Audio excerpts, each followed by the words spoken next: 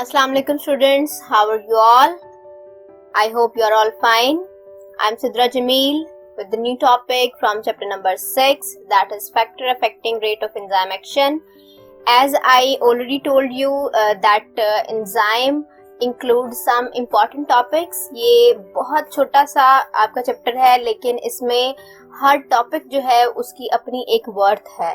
ठीक है, जैसे आपने इंट्रोडक्शन देखा तो उसमें कुछ इंपॉर्टेंट टर्म्स थी, देन करेक्टरिस्टिक्स ऑफ एंजाइम है, यूजेस ऑफ एंजाइम है, और अब इसका एक बहुत इंपॉर्टेंट टॉपिक हम डिस्कस करने जा रहे हैं, that is factors affecting rate of enzyme action. Clear?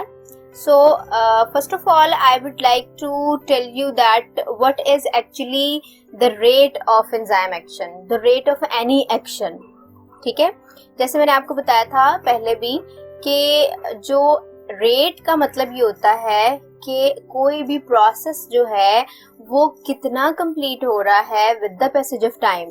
यानी 1 मिनट में कंप्लीट होता है तो 1 मिनट उसका रेट ऑफ रिएक्शन हो गया. अगर कोई 1 घंटे में होता है तो वो 1 घंटा जो है वो उसका रेट है. इट्स मीन कि completion of any work with the passage of time is called rate of that work और rate of that reaction. Clear? So यहाँ पे हमने एंजाइम के रेट की बात करनी है. एंजाइम जिस एक्शन पे अमल कर रहा है, जो रिएक्शन करवा रहा है, उसका रेट किस तरह से कम या ज्यादा होता है, या कौन से ऐसे फैक्टर्स हैं जो कि उसके रेट को इफेक्ट करते हैं, वो हम आज इसमें डिस्कस करेंगे.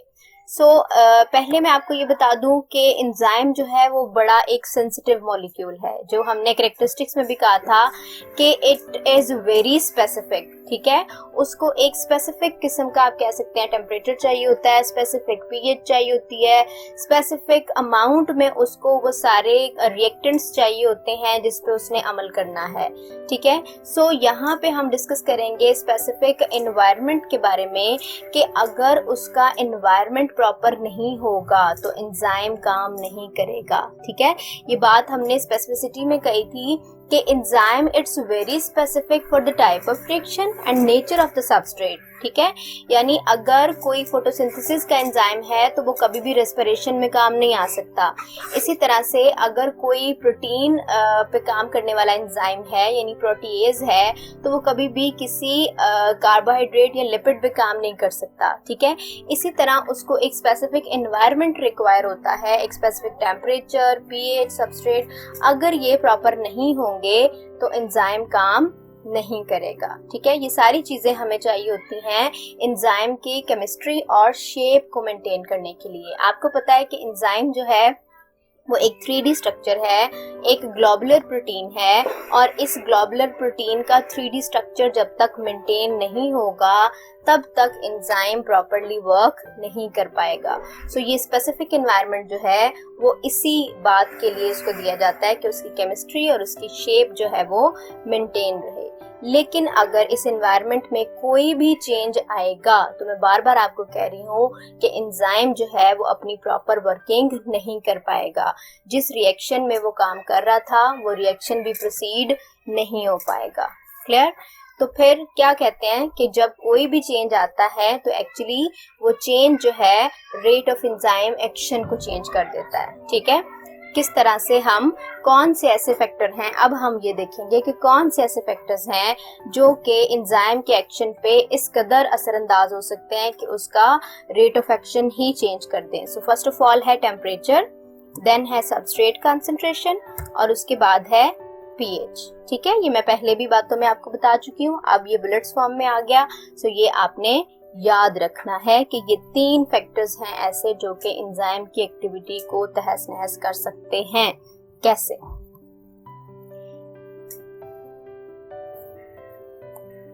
जी, टेम्परेचर जो है आपको पता है किसी भी आपके रिएक्शन के लिए या किसी भी प्रोसेस के लिए एक ख़ास किस्म का टेम्परेचर रिक्वायर होता है. ठीक है, यानी कुछ चीज़ें जो हैं वो हाई टेम्परेचर पे जाके रिएक्ट करती हैं, कुछ चीज़ें जो हैं वो लो टेम्परेचर पे जाके रिएक्ट करती हैं.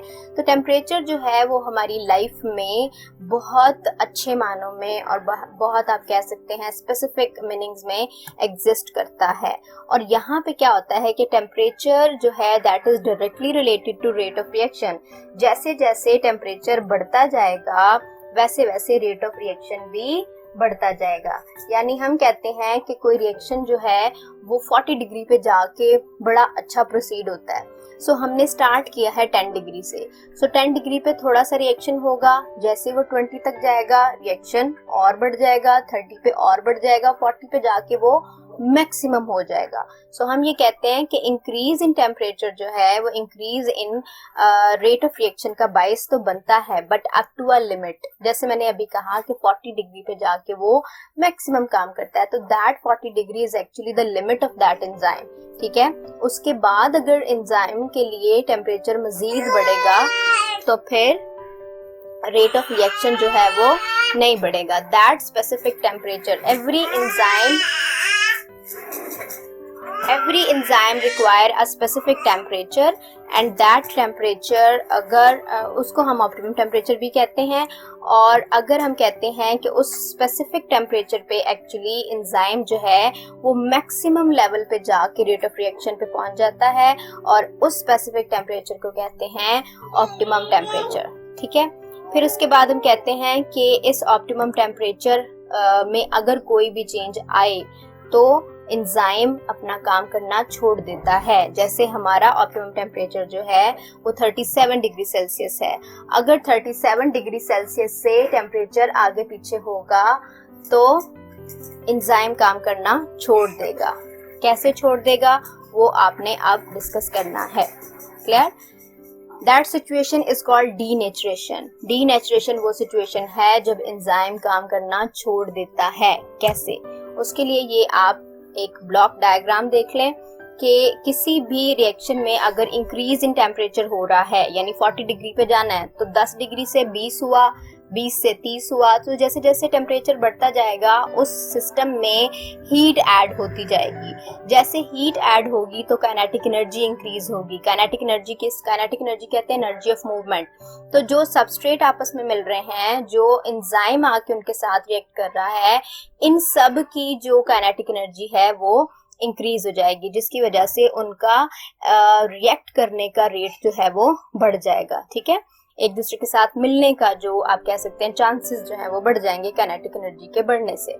लेकिन अगर ये टेम्परेचर ऑप्टिमम टेम्परेचर से आगे चला गया, फॉर एग्जांपल हमारी बॉडी है तो 37 से आगे चला गया है, तो मजीद हीट जो है वो इंक्रीज हो जाती है हमारी बॉडी की। ठीक है, जिसकी वजह से वाइब्रेशन स्टार्ट हो जाती है। पहले तो वो काइनेटिक एनर्जी से मूव कर रहे थे ना, एक दूसरे से सिर्फ मिल रहे थे, लेकिन यहाँ पे हीट इतनी ज्यादा इंक्रीज हो गई है कि उनके मॉलिक्यूल्स जो हैं अपने जो उनके आप कह सकते हैं स्ट्रक्चरल मॉलिक्यूल्स हैं वो वाइब्रेट करना शुरू कर जाते हैं। तो जो आपका एंजाइम का 3D स्ट्रक्चर है उसमें मौजूद उसके पार्टिकल्स, उसके अमीनो एसिड्स जो हैं वो इतनी तेजी से वाइब्रेट करना शुरू हो जाते हैं कि एंजाइम का जो स्पेसिफिक स्ट्रक्चर है वो लॉस हो जाता है। And that loss of specific structure is actually called denaturation.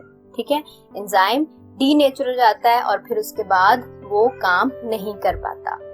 अब टेम्परेचर किस तरह से एंजाइम एक्टिविटी पे एक्ट करता है इसको आप इस ग्राफिकल रिप्रेजेंटेशन से भी देख सकते हैं। एक्स एक्सिस पे टेम्परेचर है और वाई एक्सिस पे एंजाइम का रिएक्शन है, रिएक्शन रेट है। तो जैसे जैसे देखें बढ़ रहा है टेम्परेचर वैसे वैसे एंजाइम की एक्टिविटी भी बढ़ रही है, but up to the limit. और ये लिमिट जो है वो अगर 37 डिग्री सेल्सियस है तो it's mean we are talking about human enzyme. So इस टेम्परेचर पे आके मैक्सिमम पीक लेवल पे एंजाइम काम कर रहा है, इससे ज्यादा तेजी से वो काम नहीं कर सकता। अगर इससे ज्यादा टेम्परेचर हो जाता है तो एंजाइम बजाय इसके कि और मजीद ऊपर को ये स्लोप जाती, ये नीचे गिरना शुरू हो जाती है। क्यों? क्योंकि यहाँ पे आके एंजाइम का स्ट्रक्चर जो है वो लॉस होना शुरू हो गया है और एंजाइम डीनेचुरेशन की तरफ चला गया है। और फिर एक टाइम ऐसा आएगा कि एंजाइम की एक्टिविटी बिल्कुल ब्लॉक हो जाएगी, क्योंकि वो इस काबिल ही नहीं रहेगा कि किसी सबस्ट्रेट के साथ मिले और उसको प्रोडक्ट में कन्वर्ट करे। क्लियर? इसके बाद है हमारे पास सबस्ट्रेट कंसंट्रेशन। सबस्ट्रेट वो मॉलिक्यूल्स हैं जिनको प्रोडक्ट बनाना है। सबस्ट्रेट वो मॉलिक्यूल्स हैं जिन पे आके एंजाइम ने एक्ट करना है। सो एंजाइम किस तरह से सबस्ट्रेट के मोहताज होते हैं, इसके लिए नंबर ऑफ एंजाइम का पता होना चाहिए। सो पहली सिचुएशन हम जो यहाँ डिस्कस करेंगे वो ये है अनलिमिटेड नंबर ऑफ एंजाइम, यानी बहुत सारे एंजाइम है हमारे पास और सबस्ट्रेट कम है। लेट्स से कि हमारे पास 1000 नंबर है एंजाइम का, ठीक है। सो 1000 नंबर में जैसे जैसे सबस्ट्रेट की एडिशन होगी तो रिएक्शन तो बढ़ेगा। तो हम ये कहेंगे कि increase in substrate concentration can increase the rate of reaction जब एंजाइम अनलिमिटेड होंगे, यानी 1000 एंजाइम है तो उस रिएक्शन में हमने 10 सबस्ट्रेट डाले, रिएक्शन हो जाएगा विद इन द सेकेंड, ठीक है। 20 डाले, रिएक्शन हो जाएगा, 30 रिएक्शन हो जाएगा, 40 रिएक्शन हो जाएगा, अप टू कि वो 1000 लेवल पे जाके उसको मीट ही नहीं कर पा रही है सबस्ट्रेट। तो जैसे जैसे सबस्ट्रेट मिलते जाएंगे रिएक्शन में तो रिएक्शन बढ़ता जाएगा, क्योंकि उन सबस्ट्रेट को ऑक्यूपाई करने वाले लातादाद हैं, ठीक है, उनके लिए कोई कमी नहीं है। तो जैसे जैसे सबस्ट्रेट आते जाएंगे रिएक्शन होता जाएगा। लेकिन एक सिचुएशन ये भी हम कह सकते हैं कि अप टू द लिमिट होता है and that limit is called saturation, ठीक। और ये सैचुरेशन डिपेंड करती है नंबर ऑफ एंजाइम्स पे, कि अगर हम नंबर ऑफ एंजाइम को लिमिटेड रखें या कांस्टेंट रखें कि इससे ज्यादा एंजाइम नहीं मिल सकते, तो फिर सबस्ट्रेट की एडिशन से रिएक्शन का रेट नहीं बढ़ेगा, ठीक है। सो हम ये कहेंगे कि increase in substrate concentration doesn't increase the rate of reaction. कैसे कि अभी मैंने आपसे कहा था कि अगर हमारे पास 1000 एंजाइम है उसको हम कम कर देते हैं, लिमिटेड अमाउंट में ले आते हैं, कांस्टेंट रख लेते हैं कि सिर्फ 100 एंजाइम है, ठीक है। अब उस 100 एंजाइम में 10 सबस्ट्रेट आएंगे, रिएक्शन हो जाएगा, 20 आएंगे हो जाएगा, 30 आएंगे हो जाएगा, लेकिन 100 सबस्ट्रेट जब पूरे आ जाएंगे तो वो 100 के 100 उन 100 एंजाइम के साथ मिल जाएंगे। अब अगर सबस्ट्रेट और हम ऐड करते हैं 100 से अबव तो उनके एडिशन का रेट ऑफ रिएक्शन पे कोई असर नहीं होगा। क्यों? क्योंकि सारी की सारी एंजाइम के एक्टिव साइट्स जो हैं वो ऑक्यूपाई हो चुकी हैं, हर सबस्ट्रेट जो है वो एंजाइम के साथ मिल चुका है। यानी शुरू में तो हमारे पास ये कॉन्सेप्ट बन रहा था ना कि शायद सबस्ट्रेट बढ़ाने से रिएक्शन बढ़ रहा है, 10 सबस्ट्रेट किए रिएक्शन हो गया, 20 दिए हो गया, 30 दिए हो गया। तो एक मिसकॉन्सेप्शन ये बन रहा था कि सबस्ट्रेट बढ़ाने से ही रिएक्शन बढ़ रहा है, बट ऐसा नहीं है। सबस्ट्रेट बढ़ाने से रिएक्शन तब बढ़ता है जब उसको ऑक्यूपाई करने के लिए वहाँ एंजाइम भी मौजूद हो, लेकिन अगर एंजाइम ही लिमिटेड होंगे तो सबस्ट्रेट आप जितना मर्जी बढ़ाते जाएं एंजाइम उसको एंटरटेन नहीं कर पाएगा, जिसकी वजह से हम कहते हैं कि एक सिचुएशन हमारे सामने आती है दैट इज कॉल्ड सैचुरेशन। इस सैचुरेशन को आप इस तरह से भी समझ सकते हैं कि जैसे हमारे पास एक रूम खाली है, ठीक है, उस रूम में 40 चेयर्स हैं, ठीक। अब उस 40 चेयर्स के मुकाबले में बाहर जो हैं वो लोग मौजूद हैं जिन्होंने आके बैठना है। सो 10 लोग आएंगे ऑक्यूपाई हो जाएंगे, 20 लोग आएंगे एडजस्ट हो जाएंगे, 30 आएंगे हो जाएंगे, 40 आएंगे हो जाएंगे, ठीक है। यानी 40 के बाद अगर कोई आ रहा है तो वो वहां पे एडजस्ट नहीं हो सकता, क्योंकि 40 चेयर्स थी और 40 ही लोग आ गए। उसके बाद जो लोग भी आएंगे वो फारिग वहां पे खड़े रहेंगे, वहां उन्हें कोई एंटरटेन करने वाला नहीं होगा। क्लियर? इसी तरह से अगर हमारे पास 100 एंजाइम है तो 100 सबस्ट्रेट आके उसके साथ रिएक्ट करेंगे, 100 से ज्यादा अगर आएंगे तो वहां पे एंजाइम उनके लिए मौजूद नहीं होगा, and that occupied situation is called saturation. अब आप इसको इस ग्राफ से भी देख लें कि किस तरह से ये एक्ट करता है, सबस्ट्रेट की कंसंट्रेशन का क्या असर होता है एंजाइम की एक्टिविटी पे। तो देखें, ये सबस्ट्रेट की कंसंट्रेशन है एक्स एक्सिस पे, यहाँ एंजाइम की एक्टिविटी है वाई एक्सिस पे। तो जैसे जैसे सबस्ट्रेट बढ़ता जा रहा है कंसंट्रेशन में एंजाइम का एक्शन भी बढ़ता जा रहा है, लेकिन यहाँ पे एक पॉइंट ऐसा आ गया है, यानी 100 एंजाइम पूरे हो गए फॉर एग्जांपल, तो अब आप अगर मजीद सबस्ट्रेट बढ़ाएंगे भी तो एंजाइम की एक्टिविटी कांस्टेंट रहेगी, बिल्कुल भी सबस्ट्रेट के साथ नहीं बढ़ेगी, and that situation is called saturation. Clear? Next है हमारे पास पीएच। अब पीएच जो है एक्चुअली बहुत सारे लोगों को इसका मतलब ही नहीं पता होता कि पीएच एक्चुअली है क्या, ठीक है। तो जब तक आपको इसका मीनिंग नहीं पता होगा हम इसका इफेक्ट भी डिस्कस नहीं कर सकते। सो इसको अगर डिफाइन किया जाए तो it's a negative log of hydrogen ion concentration, ठीक। किसी भी एनवायरनमेंट में हाइड्रोजन आयन की कंसंट्रेशन मालूम करें कि क्या उसकी कंसंट्रेशन है और उस डिजिटल पॉइंट का नेगेटिव लॉग निकालें। जो आंसर आएगा that will be the pH of that environment, ठीक है। यही वजह है कि हम कहते हैं कि पीएच जो है वो 0 से 6 तक होती है एसिडिक, और 7 जो है वो न्यूट्रल है, 8 से 14 तक जो है वो बेसिक है, ठीक है। 0 से 14 का एक स्केल है हमारे पास जो कि डिफरेंट एनवायरनमेंट की पीएच हमें बताता है, और ये पीएच जो है वो हम पीएच पेपर से भी मालूम कर सकते हैं, पीएच मीटर से भी मालूम की जा सकती है, जो कि हमें सिर्फ नेगेटिव हाइड्रोजन आयन की कंसंट्रेशन नहीं बताते बल्कि नेगेटिव पीएच मीटर जो हैं वो नेगेटिव आप कह सकते हैं आपके हाइड्रोजन आयन की कंसंट्रेशन का नेगेटिव लॉग निकाल के फिर आपको रीडिंग बताते हैं कि इस एनवायरनमेंट की पीएच जो है वो एसिडिक है, बेसिक है या फिर न्यूट्रल है। क्लियर।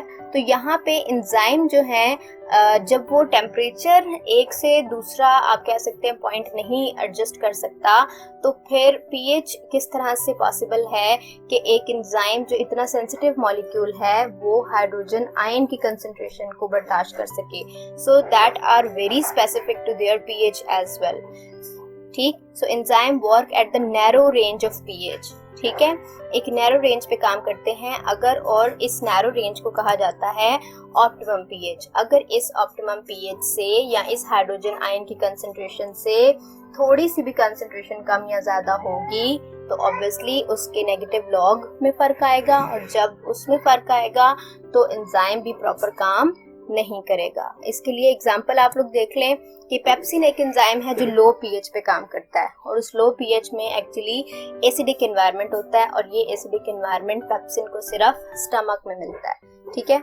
इसी तरह से एक और एंजाइम है ट्रिप्सिन, ये हाई पीएच पे काम करता है जिसको बेसिक और अल्कलाइन एनवायरनमेंट कहा जाता है, और ये एनवायरनमेंट उसे मिलता है स्मॉल इंटेस्टाइन में। इन दोनों का काम प्रोटीन को डाइजेस्ट करना होता है, लेकिन पेप्सिन जो है वो स्मॉल इंटेस्टाइन में काम नहीं कर सकता और ट्रिप्सिन जो है वो स्टमक में काम नहीं कर सकता, क्योंकि इन दोनों को अपनी स्पेसिफिक पीएच चाहिए। अगर हाइड्रोजन आयन की कंसंट्रेशन चेंज होगी तो एंजाइम प्रॉपर काम नहीं करेगा, and that situation is called denaturation, ठीक है। यहाँ पे भी एंजाइम का स्ट्रक्चर लॉस होगा। कैसे होगा वो मैं बताती हूँ आपको, कि अगर चेंज इन पीएच आ रहा है, ऑप्टिमम पीएच चेंज हो रही है, फॉर एग्जांपल पेप्सिन की ऑप्टिमम पीएच जो है वो 3 है, ठीक है, फॉर एग्जांपल। तो अगर वो पीएच चेंज हो जाती है, 5 पे चली जाती है, 7 पे चली जाती है, तो क्या होगा कि आयनाइजेशन हो जाएगी अमाइनो एसिड्स की। आपको पता है एंजाइम एक प्रोटीन है, प्रोटीन अमाइनो एसिड से मिलकर बनी होती है, और उन अमाइनो एसिड की आयनाइजेशन का मतलब ये है कि जब पीएच चेंज हो रही है तो हाइड्रोजन आयन की कंसंट्रेशन ही चेंज हो रही है ना। वो हाइड्रोजन आयंस जो हैं वो जिस भी एनवायरनमेंट में आएंगे वहां मौजूद उन एनवायरनमेंट के पार्टिकल्स को आयनाइज कर देंगे, क्योंकि वो खुद आयंस है ना, तो वो आयनाइज कर देंगे, जिसकी वजह से अमाइनो एसिड का प्रॉपर स्ट्रक्चर नहीं रहेगा। जब अमाइनो एसिड का प्रॉपर स्ट्रक्चर नहीं रहेगा तो क्या एंजाइम का प्रॉपर स्ट्रक्चर रहेगा? Never. So structure of enzyme will be lost and that situation is called denaturation. ठीक है। So यहाँ पे भी अगर pH चेंज होगी तो एंजाइम डीनेचर हो जाएगा और वो काम नहीं करेगा प्रॉपरली, ठीक है। इसको आप इस पैराग्राफ से इस ग्राफ से देख सकते हैं कि किस तरह से एंजाइम जो है वो पीएच पे डिपेंडेंट है। जैसे जैसे पीएच बढ़ रही है, ये एक्स एक्सिस पे पीएच है, यहाँ पे एंजाइम एक्टिविटी है, जैसे जैसे पीएच बढ़ रही है एंजाइम का एक्शन बढ़ता जा रहा है, लेकिन एक पॉइंट ऐसा आ रहा है जहाँ पे ये मैक्सिमम और पीक लेवल पे काम करता है, एंड दैट सिचुएशन और that point is called optimum pH, ठीक है। अगर इस पीएच से थोड़ी सी भी पीएच कम या ज्यादा होगी तो इसके अमाइनो एसिड्स आयनाइज हो जाएंगे और एंजाइम का स्ट्रक्चर लॉस हो जाएगा, जिसको हम डीनेचुरेशन कहते हैं, और फिर ये काम करना छोड़ देगा और एक सिचुएशन ऐसी आएगी, एक पॉइंट ऐसा आएगा कि एंजाइम एक्टिविटी बिल्कुल ब्लॉक हो जाएगी। Clear? This is all about the factors affecting enzyme activity. Thank you so much for your watching. Keep watching my channel. Allah Hafiz.